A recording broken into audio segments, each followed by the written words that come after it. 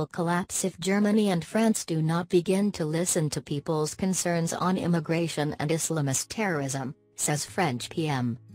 The EU will collapse if Germany and France do not begin to listen to people's concerns on immigration and Islamist terrorism, the French Prime Minister has warned.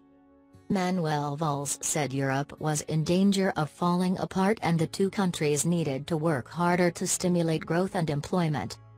Valls said the two countries, for decades the axis around which the EU revolved, had to help refocus the bloc to tackle an immigration crisis, a lack of solidarity between member states, Britain's looming exit, and terrorism. Europe is in danger of falling apart, Valls said at an event organized by the Sueddeutsche Zeitung newspaper. So Germany and France have a huge responsibility.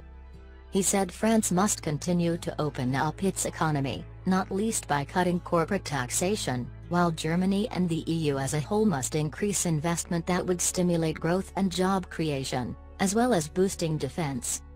As Britain seeks to negotiate its post-Brexit relationship with the EU, hoping to restrict immigration from the EU while maintaining as much access as possible to the EU single market, Valls said it must be prevented from cherry-picking.